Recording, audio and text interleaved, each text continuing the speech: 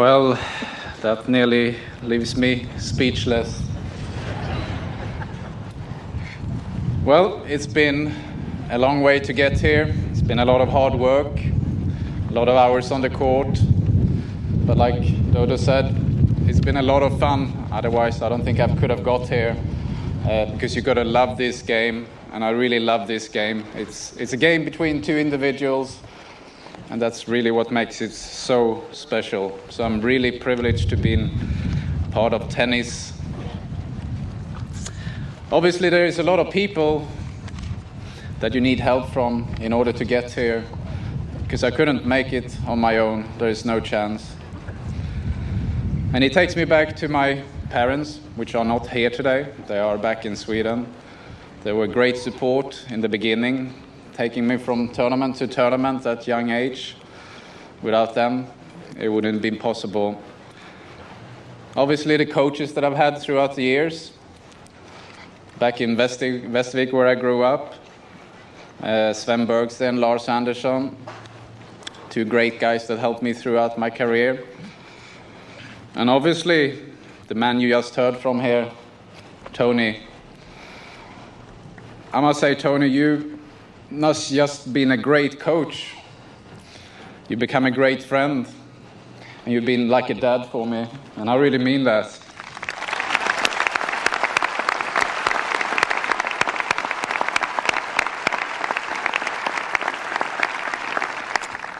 And without friends, you won't survive this game. And obviously, I love to give tribute to my lovely wife as well, Annette. You.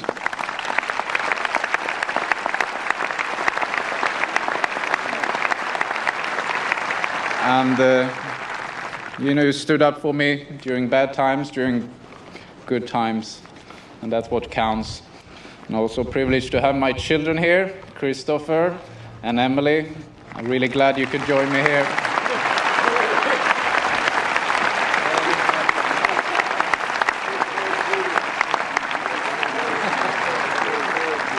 You were a little bit too young when I was playing, up to 96. Tony, I met in Bournemouth, 1983. That was the first time I met Tony. He was working for Wilson Sporting Goods at the time. And, he came up with a big fat contract when I was 17. Thank you for that. That really helped at the time. And he invited me to his home up in Nottingham, where I played on grass for the first time in my life. I've never seen a grass court back in Sweden. The weather is so cold, it hardly grows sometimes.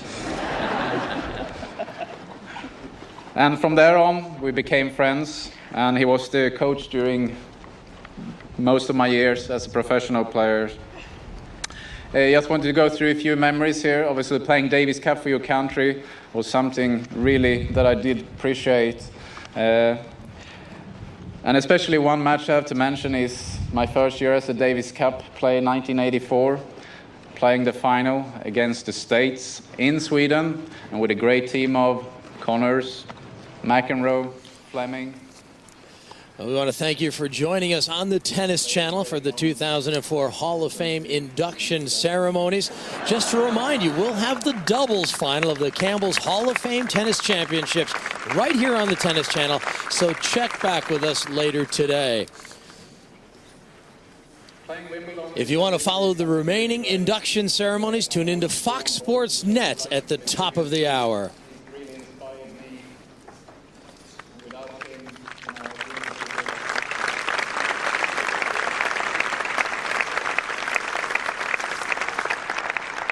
He's been great to Swedish tennis, and I think in tennis overall.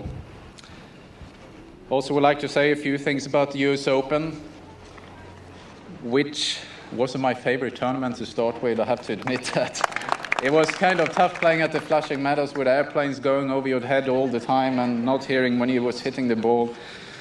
But I learned to appreciate it, and I had two great years back in 91, 92, where I played some of my best tennis in my career. So nowadays, I love the US Open.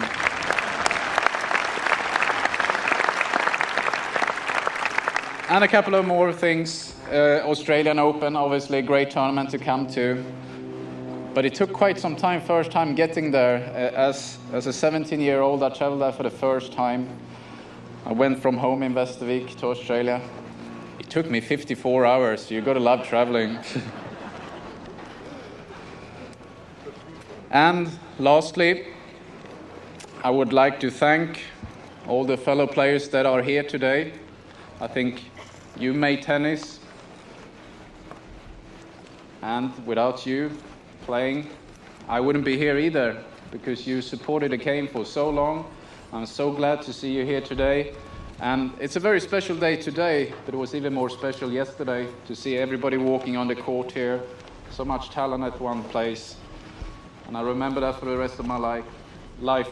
Thank you, guys, and thank you.